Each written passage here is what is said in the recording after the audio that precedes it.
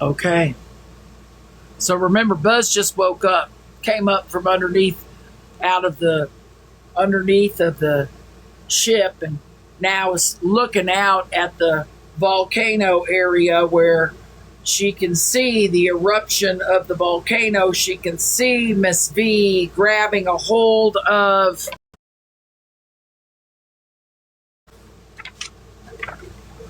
because they're right here in the ship.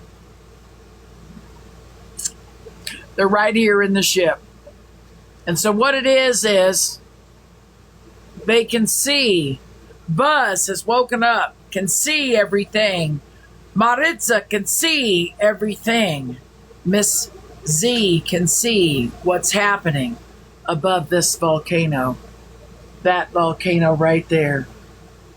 You remember the volcano was erupting, and first came out Sparky, and Sparky was rolling and rolling out of the lava that was spewing out at the top of the volcano. And then Sam shooting up out of there, following right behind Sparky, rolling, falling. Then Thane shooting up out of the volcano where Miss V could grab a hold of Thane.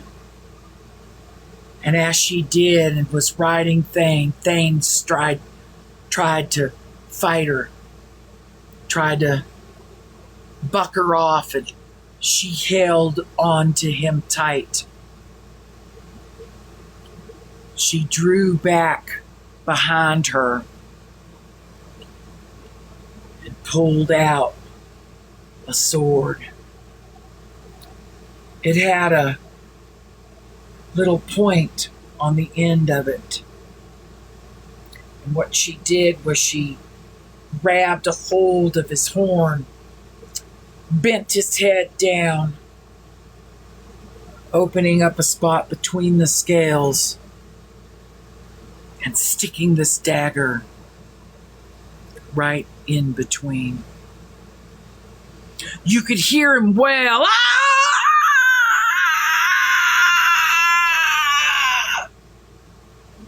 as she held on to it and made him go where she demanded Thane to take her, flying down and around to the abandoned realm.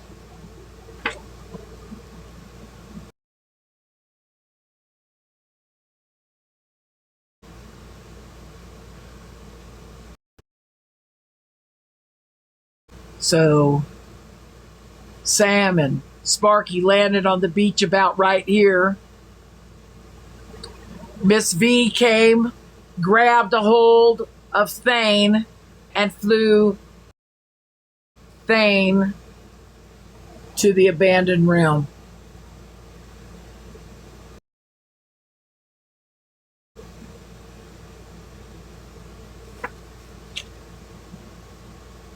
All we could do was watch. We were stunned. It happened in an instant. Where is Sam? Where is Sparky? Meanwhile, on the ship, me and Kamoji and Messina, Miss Z, and Maritza are all talking about what we just saw. We need to find them. We need to know what to do next. We have to find Jared. We have to get to Jared. Jared has Helene and all the eggs. It would be easier for Jared to meet us. It would be easier for Jared to meet us. Let's see, Jared's here. Oh, it would be easier for us to meet Jared because Jared's right here with Helene. Helene is on the invisible island, remember, gathering eggs and hatching hens. So we go to pick up Jared. And as we're sailing over there, we're trying to figure out what we should do. She has now the blue dragon's blue fire. We don't think it's as potent, but it really is very powerful. We don't think that it's as potent as the real flame because she had to conjure it. Miss C is talking with Maritza on the ankle of Miss V. Maybe we could contain her. We would need to set a trap. We would need to be able to use this. The ball is very heavy. Miss V or Miss Z said, that's a good idea. We should bring it. Maritza went to pick it up and was carrying it out just like a baby, so very heavy. Walked it over to me and handed it to me for me to put in my satchel. I opened the satchel and she set it inside. The magic satchel I have, I can put many things in there and it weighs like paper. Nothing in it feels like there's any weight. And when I open it up, it almost organizes it just a little bit, almost like there's magnets on the wall as I open it, and it spreads all of the magical items in it. And so I open it and it gets wider, and right here on this ledge there might be a little pair of tweezers, or there might be a crystal or something like that. And as I open it up, I can see what's in there until I get to the bottom. When I get to the bottom, it almost looks dark with a little light gray coming out of one little area of this bag. I've never really felt like I should explore the bag or crawl inside of it, but I do know if there was an emergency that I could put me and Kimoji in this bag. The only problem is anyone could pick it up. Now they would have control over this magic bag. A lot of people don't know that I have the capability of holding on to this and scribing for what's going on in the adventures. Kimoji is my apprentice. I'm assigned to her. My job is to give her what she needs from my magic satchel. And so now I'm looking at this chain and ball that's in my bag. It almost looks the same darkness as the last egg Oscar laid. I'm looking. I close the bag up. I'm talking to Kimoji. We have to have a game plan. What we want to do is we want to go meet with Brooke and Ace, and we want to find out what magical potions they might have come up with, but what magical items did they find in their adventures. So we jump over from Maritza's ship over to Jared's ship. When we get up alongside of them, there's a plank that goes across and holds us steady so that we can go back and forth. We say, hey, Captain Jared. Captain Jared's very happy about being on the sea. I can tell that he has rearranged the wheel of his ship because it's a tad bit bigger and a little taller. So he doesn't have to bend over to sail his ship. I noticed a couple of other things, but as we were walking down to go knock on it, there was Brooke and Ace, and they were doing their thing, experimenting with this. There was some bubbling over here and some of this over there. And I don't know what happened, but I think we startled them because we had knocked and then we'd walked in.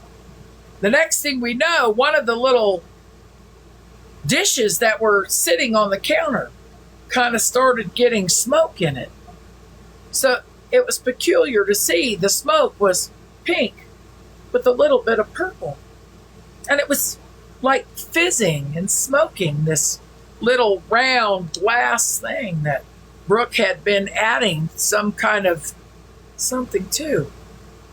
So she said, "So sorry, I didn't know you guys were here. Let me show you what we've discovered. I know that's what you want to know." Well, we were like, "Well, we want to know that, but how have you been doing? We see that you and Ace are getting along. They're getting along so well. We like that." Well, what happened was she was showing us how if you do this and this, things grow twice its size. But if you take this ash, this burning ash that she collected, and you add any other potion to it, it magnifies it twice whatever it is that you're trying to do. Well, we all like that. We grabbed a little bit of that, we put it in our pouch, and I stuck it in the bigger pouch. So now we know that we have that on our side when we start to battle Miss V. We tell them what's going on up there. We've got to go now save Thane. And Brooke remembered that she had found one of Thane's scales that had fallen.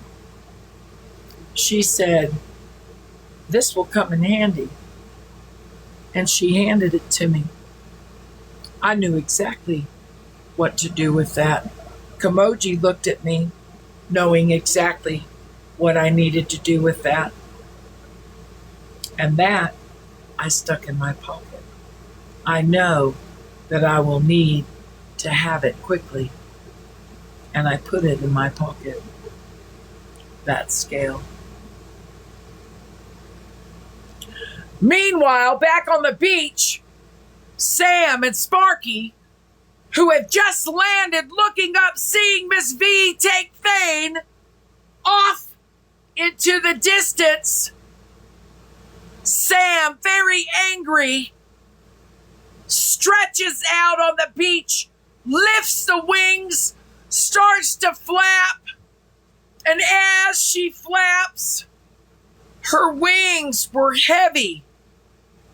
Why couldn't she flap them? What is happening? Trying to flap the wings. She looked back, and there was lava that was hardening on her wings. Are they damaged? I hope not. She turned her neck around onto her wings, lifting one wing over, blowing her blue flame over it. The lava started to melt off of her wing.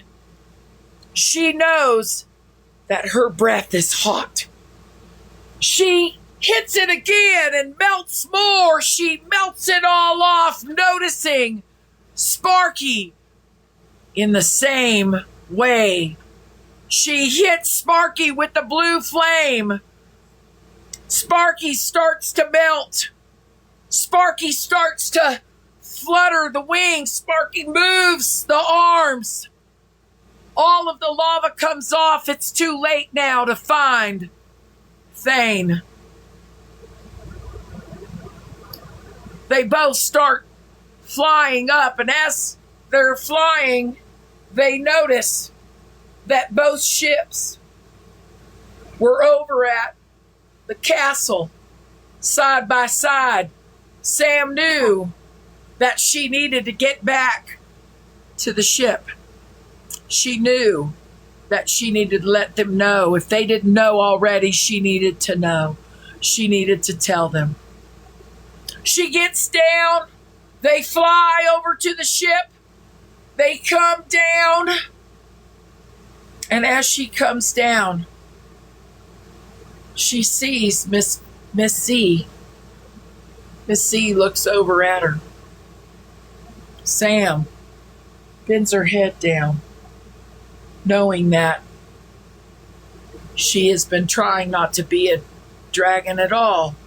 She knows that it's hard to control herself when she is angry, and really the only way to not damage any of the realms is to keep her power subdued. She had forgotten all about the dragon within her because it's been many, many years since she's been able to fly through the skies here. And I put a clasp on it. So now, if you need, you can open the clasp, put the bracelet in your pocket, and change into the dragon. Sam looked at her, thought this to be the best freedom anybody could ask for. She could be a dragon anytime she wants. She could be a human anytime she wants, just like Buzz. Miss Z handed her the bracelet, and Sam put her wing hand out, and Miss Z put the bracelet on her wrist. And in just a few moments, Sam was standing in front of Miss Z. To see the shape shifting is almost wipe your eyes incredible. Almost like, is that what I really just saw? It was amazing. So now I'm thinking we need to find more of those beads. I think Mello needs a bracelet too. So I'm telling, me and Kamoji are talking about it, and we both feel that we could probably find another bracelet kind of like that one. How nice would it be if Mello could guard the underwater world as a mermaid and a human? Maybe that is a possibility. We walk up to Miss Z and we say, is this a possibility? Miss Z said yes. Those little pearls that are on that bracelet, there's a spot way, way away. Mello would have to swim from the underwater world all the way past the water world into this area right here. This is an area no one goes. It's very treacherous, especially on a ship. But Mello is swimming under the water. This would be where all the clams that hold those pearls are. They only open at certain times of the day. So it takes a minute to harvest them, and you have to be very fast because they can close in an instant, and they're very strong that they will never let go.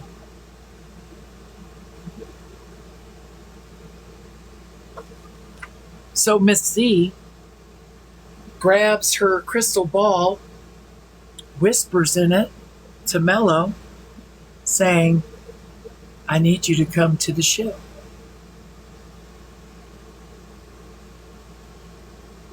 The ball goes and Mello is down, looking out around the whole dome of the underwater world. Remember, she discovered a nest above the lizard that blends in with the forest. She also discovered burning embers on top of the structure that's right at the entrance where the water is. And as she's swimming around, she could see Miss C's globe coming at her. So she stopped, waited for the globe. Miss C wants her at the top. They're over by the castle. Let's go. So they head to the castle where the two ships are. Right here, where Helene is now on Jared's ship with all of the eggs. It took many crewmen to go get all the eggs off of the invisible island so that we would have a stash on Jared's ship. Mello gets there, and Miss C says, Mello, we have a way for you to be a walker and a mermaid. And you can have control over when you want to walk and when you want to swim. Mello loved that idea because there were so many things that she needed to take care of with her legs and were unable to because she can only be a mermaid. Mello said, yes, whatever I need to do, tell me what this is. Eggs, so that she can stand and look at the map. Miss Z says, we're right here, Mello, and what we want you to do is we want you to swim along here past the water realm and into this area right here. There you will find the most pinkest clams you've ever seen. And what you're looking for is you're looking for the most pink pearl. The most pink pearl in the most pink. That means it's ready. No one ever goes to this area, so I'm assuming that they're ready. I mean, we got to assume that. So Mello takes off and says, yes, indeed. Mello thinks, I'm going to get 20 of them. 20 should fit around my wrist.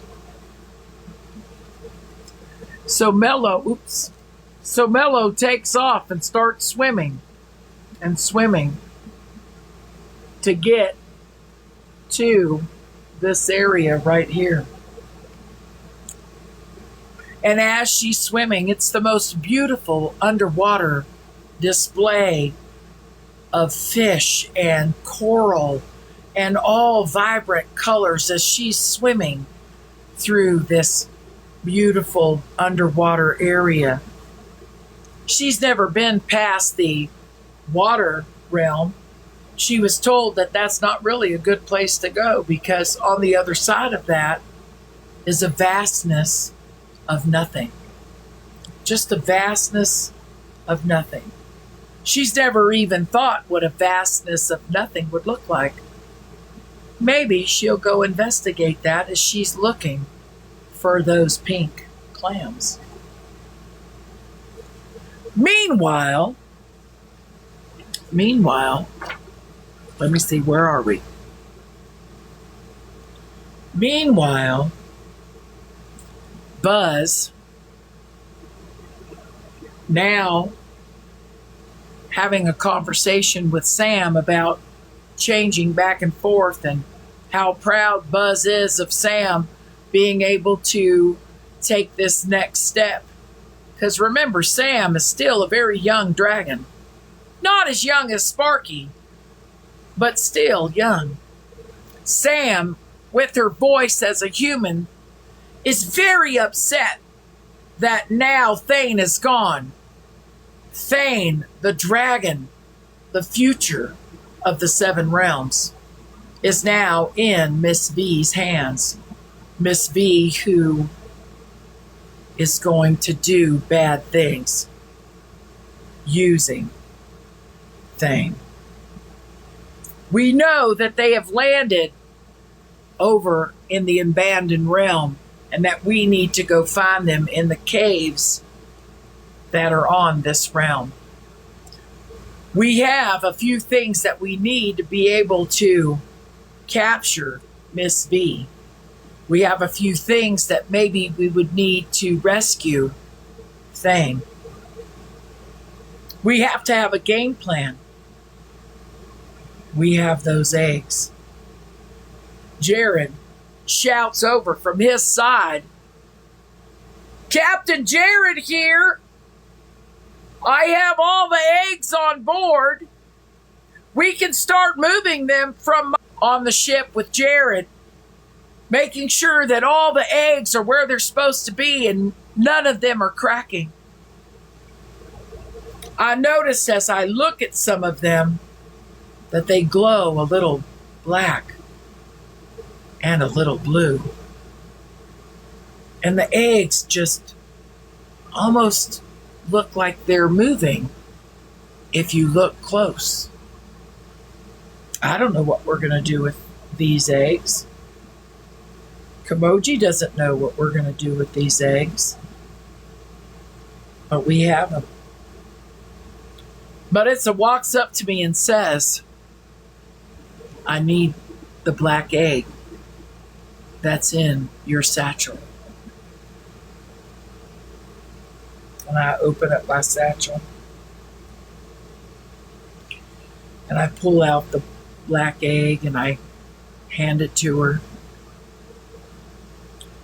And she looks at it and she takes it with her. And as she walks by the eggs that were on top of the deck, she grabs one of those eggs and she carries it into her office and shuts the door.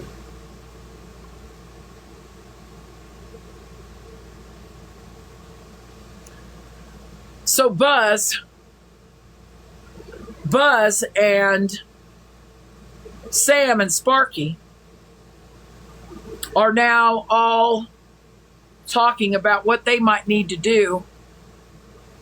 They need to check and make sure that there's nothing in the books at the tavern about the abandoned realm because they need all the help they can get.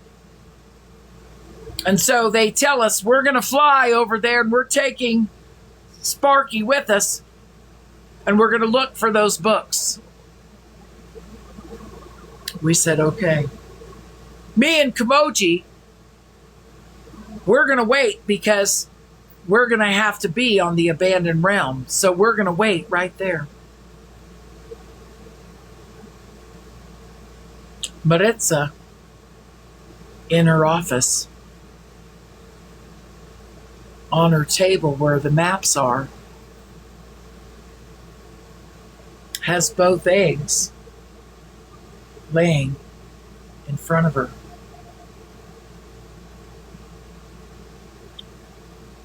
She turns around and walks over to her shelf and grabs a mallet and brings it over and sets it next to the eggs. And she's looking at now how the eggs next to each other are responding. The black egg is pushing the other egg and making it roll and pushing the other egg.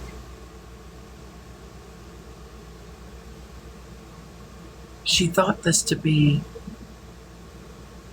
interesting. She looks down and she notices that the other egg, after being pushed for a minute, starts pushing back. This time, just a little harder. And then a little harder. And the next thing she heard was a crack.